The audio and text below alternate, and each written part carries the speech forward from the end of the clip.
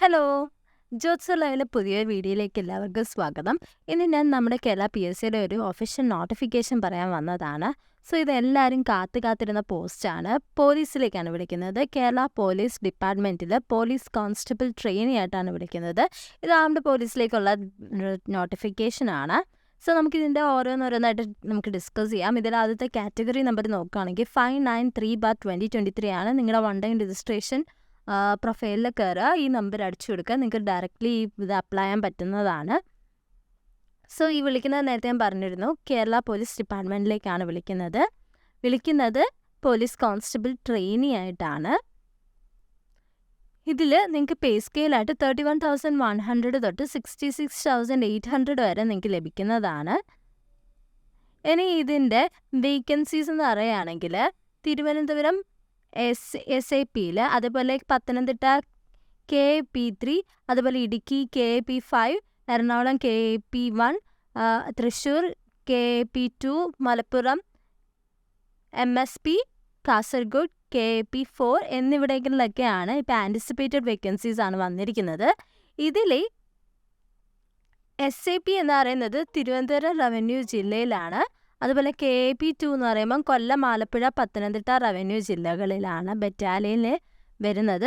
അതുപോലെ KAP5 Kottayam, Idukki revenue ജില്ലകൾ. അതുപോലെ KAP1 എറണാകുളം റവന്യൂ ജില്ലയാണ് വരുന്നത്. അതുപോലെ തന്നെ KAP2 തൃശ്ശൂർ, പാലക്കാട് റവന്യൂ ജില്ലകളും, അതുപോലെ MSP മലപ്പുറം, കോഴിക്കോട് റവന്യൂ ജില്ലകളും, അതുപോലെ KAP4 കണ്ണൂർ, വയനാട്, കാസർഗോഡ് റവന്യൂ ജില്ലകളുമാണ് വരുന്നത്. നമുക്ക് 14 ജില്ലകളും അതുകൊണ്ട് വേക്കൻസീസ് അവൈലബിൾ ആണ്.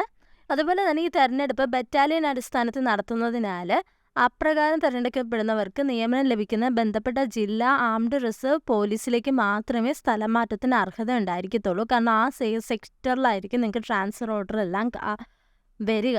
അതുപോലെ തന്നെ ഇതിൻ്റെ ഏജ് ലിമിറ്റ് നോക്കുകയാണെങ്കിൽ നിങ്ങൾ 18-നും 26-നും ഇടയിൽ ജനിച്ചവരായിരിക്കണം. ഉദ്യോഗാർത്ഥികൾ ഡേറ്റ് ഓഫ് ബർത്ത് വെച്ച് നോക്കുകയാണെങ്കിൽ 1997 ജാനുവരി 2നും 2005 ജാനുവരി 1നും ഇടയിൽ ജനിച്ചവരായിരിക്കണം. ഈ 2 തീയതികളിൽ ജനിച്ചാലും നിങ്ങൾക്ക് ഇത് അപ്ലൈ ചെയ്യാൻ സാധിക്കുന്നതാണ്. അതുപോലെ തന്നെ ഇതിൻ്റെ ക്വാളിഫിക്കേഷൻ എന്ന് പറയുന്നത് ഹയർ സെക്കൻഡറി ആണ്. +2 പാസ് ആവണം, അതല്ലെങ്കിൽ അതിൻ്റെ ഇക്വലൻ്റ് ആയിട്ടുള്ള ഡിഗ്രിയാണ് പറയുന്നത്. എന്ന് വെച്ചാൽ നിങ്ങൾ +2 യോഗ്യതയാണ് വേണ്ടത്. അതുപോലെ തന്നെ നിങ്ങൾക്ക് ഫിസിക്കലായിട്ട് കുറച്ച് കണ്ടീഷൻസ് ഇവർ പറയുന്നുണ്ട്. നിങ്ങൾക്ക് കുറഞ്ഞത് 168 സെൻറ്റിമീറ്റർ ഹൈറ്റ് വേണം. അതുപോലെ നെഞ്ചളവെന്ന് പറഞ്ഞാൽ 81 സെൻറ്റിമീറ്റർ കുറഞ്ഞതും, അതുപോലെ വികാസത്തിൽ നമുക്കത് 5 സെൻറ്റിമീറ്റർ കുറഞ്ഞതുണ്ടായിരിക്കേണ്ടതാണ്. അതുപോലെ നിങ്ങൾക്ക് ഇതിനെല്ലാം പട്ടികജാതി പട്ടികവർഗ വിഭാഗത്തിൽപ്പെട്ടവർക്ക് ഈ റിലാക്സേഷൻ ആപ്ലിക്കബിൾ ആണ്.